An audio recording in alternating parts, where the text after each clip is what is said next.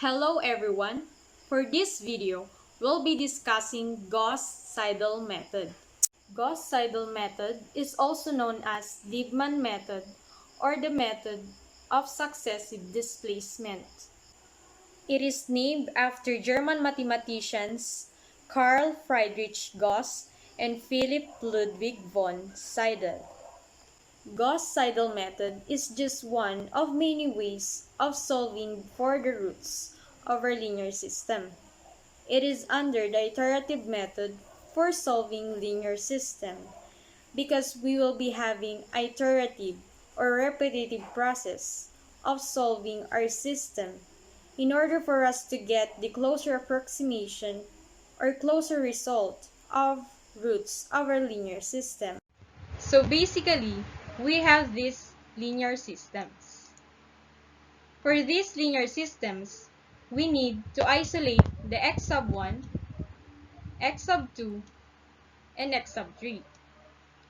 Now, after getting the equations of x sub 1, x sub 2, and x sub 3, we can already use this for the latter's solving for the roots of our linear system. In Gauss Seidel method, the most important thing we should remember is that we make sure that the coefficients of the diagonal dominants must have bigger coefficient value than the other terms that we have. Meaning to say that a sub 11 should be greater than the sum of a sub 12 and a sub 13, as well as a sub 22 that should be also greater than a sub 21 and a sub 23. And also, a sub 33 should be greater than a sub 31 and a sub 32. We applying this one so that we can retain the same process or position that it has. But if ever the coefficient in the diagonal dominance doesn't have the greater values, we need to rearrange the linear systems. Ngayon, gagamitin natin ang Gauss Seidel method para hanapin ang value ng x, y, and z dito sa tatlong equation na to. Itong tatlong equation na to is nire-write natin as a matrix here. So, first mo iti-check kapag gagamit ka ng Gauss Seidel method is kung diagonally dominant ba siya. Ang value nito, ito. Dito mo iti-check kung diagonally dominant ang ating matrix. So, pagkatapos nun is proceed tayo ngayon sa iteration. So, sa ating iteration, para makuha ang x, y, and z, ang ginawa ko, in my opinion kasi, mas madali itong gawin.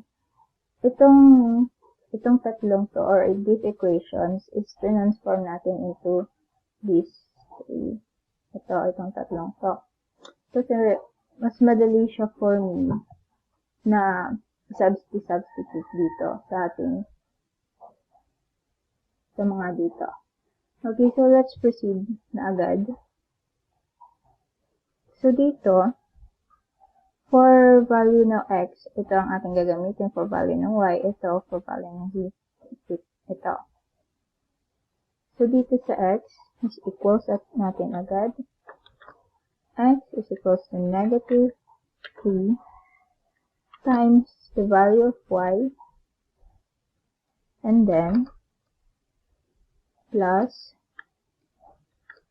5, and then multiplied by the value of z, and then plus 1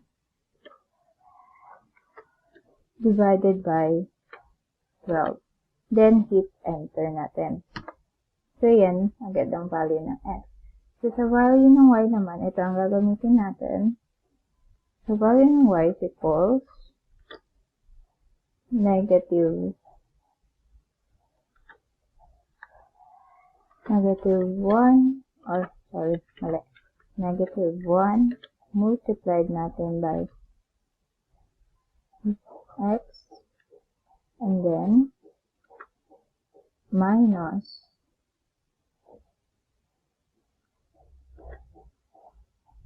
3 multiplied by the value of z, and then plus 28.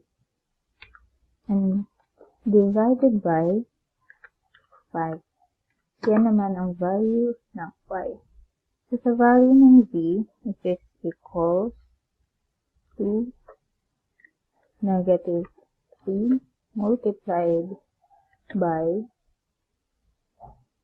the value of x, and then minus 7 multiplied by the value of y, and then plus 76, 6 divided by 13. Hit enter. Oops, sorry, may problem. Okay, may nagkamali ako dito. Dapat may isa pang parenthesis here, and then here. Oh, hindi, tama. Okay na. Okay, so, ito ngayon ang ating first iteration, ang value ng ating mga first iteration.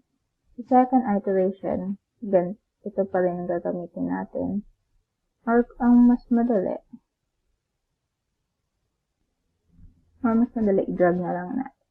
So, linawin ko lang ang pagkuha nitong equations na itong equations na tatlo dito. Is, mula dito is transpose lang natin to right, and then, yun na. Nakuha na natin yung value na 1v. Transpose lang siya, guys. So, para dito, i-drag lang natin pababa. Sorry, mali. So, dito, para makuha natin x, y, and v, drag na lang natin siya pababa. Para mas madali, hindi na tayo mahirapan na mag-isa-isa pang mag-solve.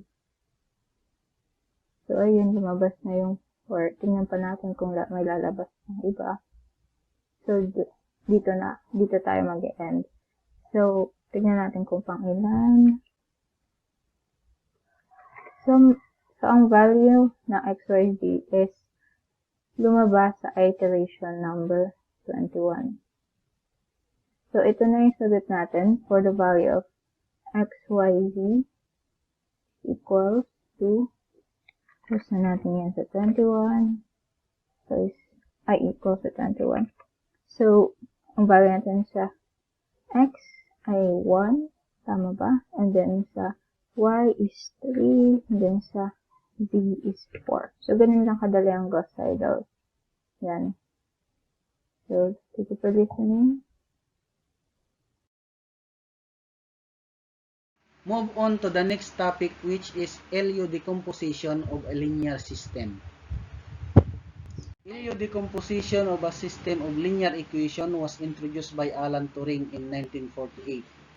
LU decomposition of a matrix is the factorization of a given square matrix into two triangular matrices such that A is the product of LU, where U is an upper triangular matrix formed as a result of applying Gaussian elimination method on A, and L is a lower triangular matrix with diagonal elements being equal to 1. Basically, the LU decomposition methods comes handy whenever it is possible to model the problem to be solved into matrix form. Conversion to the matrix form and solving the triangular matrices makes it easy to do calculation in the process of finding the solution. The following are the steps for LU decomposition. Given a set of linear equations, first convert them into matrix from Ax equals to C, where A is the coefficient matrix, X is the variable matrix, and C is the matrix of number on the right-hand side of the equation. Now, reduce the coefficient matrix A, the matrix obtained from the coefficient of the variable in all the given equation, such that for n variable we have an nxn matrix to row echelon from using Gauss elimination method. Matrix so obtained is U.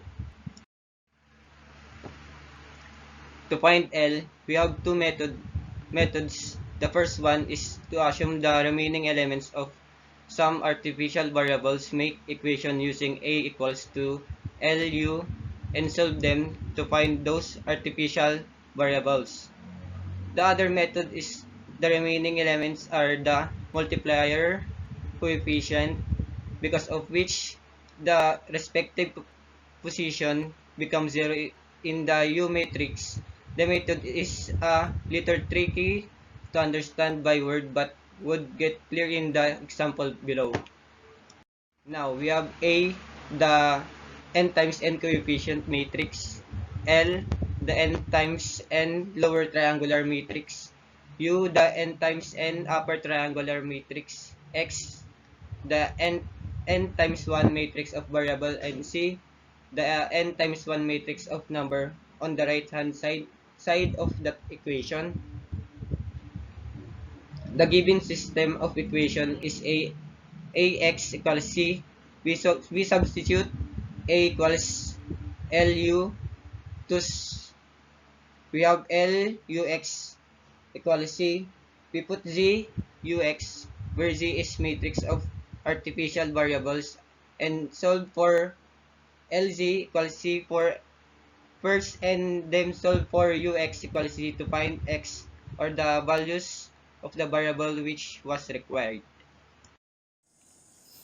So, ang gagawin natin ngayon is LU or the lower upper decomposition using matrix. So, gumawa ako dito ng 3x3 na example para sa ating lower and upper matrix. So, ang una natin gagawin is kunin natin yung lower, magiging diagonal. Yung aim natin na yung diagonal is 1. Tapos dito is magiging 0 na yan.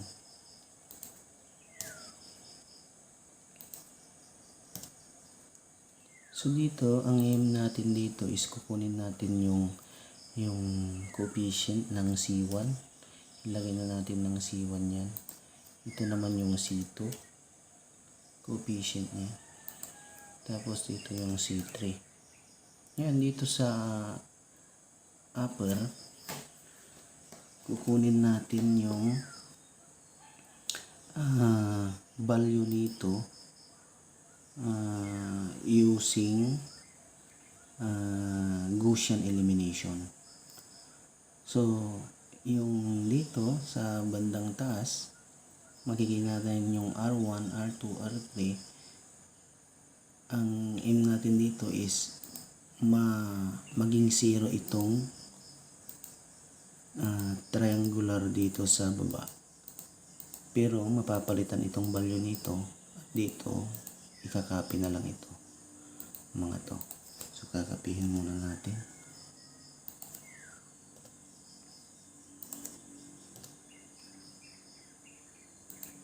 Yan. So dito sa C1, una natin kukunin yung coefficient ng C1. Kukunin natin yung C1 sa using yung equal sign. R2 divided by R1. Yan.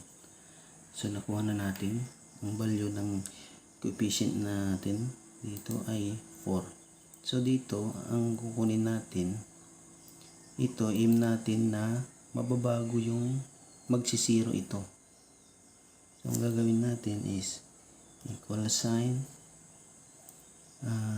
yung R2 minus yung coefficient na nakuha natin, tapos ita times natin sa R1. Enter. Yan. So nakuha na natin yung value ng dito na part sa upper, naging 0 na siya. Pero yung value ng 5 at saka 6, mababago rin dapat yan. So using yung equal sign natin, dito 5 minus yung coefficient times natin yung R1 which is 2. Enter. Yan, negative 3. Dito naman, equal sign. Yung R2, kasi yan ang babaguhin natin, minus yung coefficient, tapos times natin doon sa R1. 3. So, enter. Yan, negative 6. Yan, tapos na yung kuha natin. Ngayon, kukunin natin ulit yung coefficient ng C2. So, equal sign. R3 divided by the R1. So, equals. Yan, 7. Kuha na natin yung value ng C2.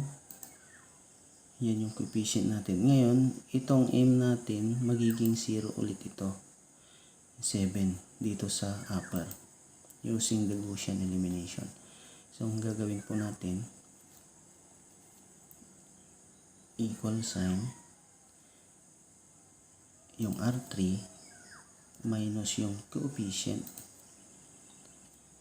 tapos i-times natin sa R1. Yan. Pag in-enter natin yan, yan, 0 na siya. Yan, ito, mababago rin itong 8. So, ganun pa rin ang process. Equal sign, yung R3 minus the coefficient, dito pa rin. Tapos, i-times natin sa R1. Yan, negative 6. Dito, mababago pa rin yan. Equal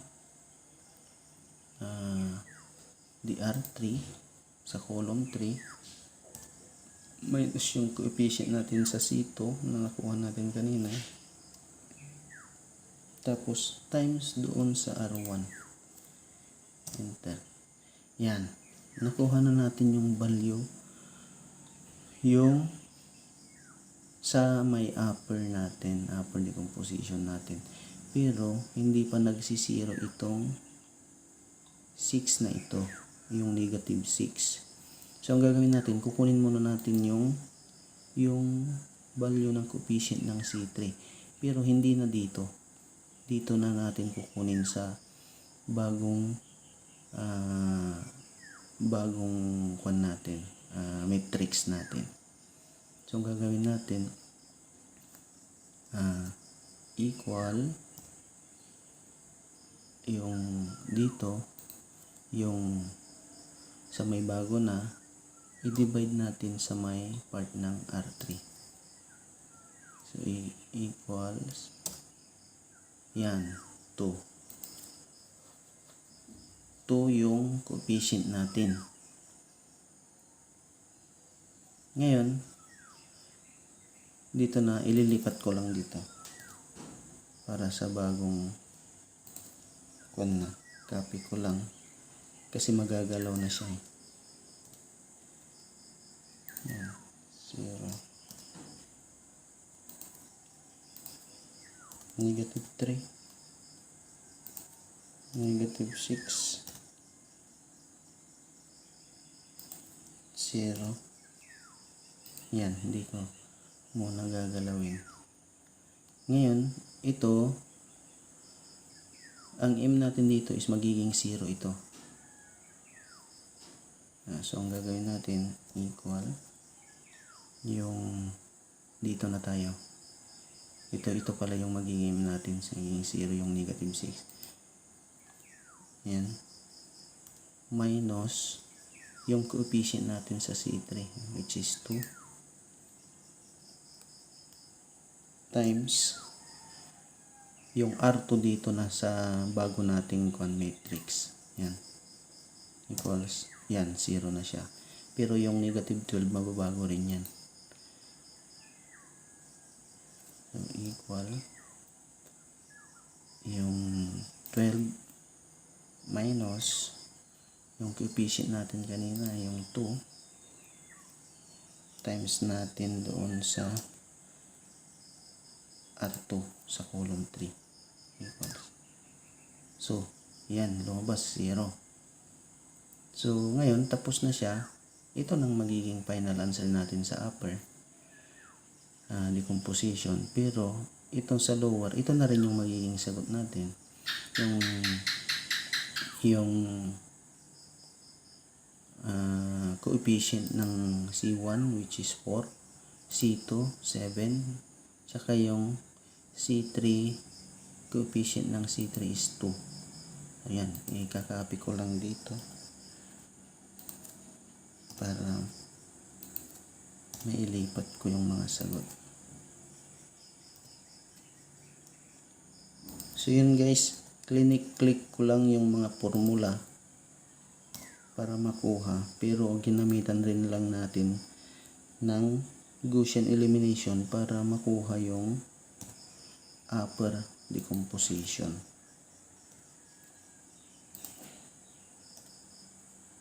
Yan, ito na ngayon ang magiging sagot dyan. Ito. So, yun lang guys. Ito na yung magiging sagot.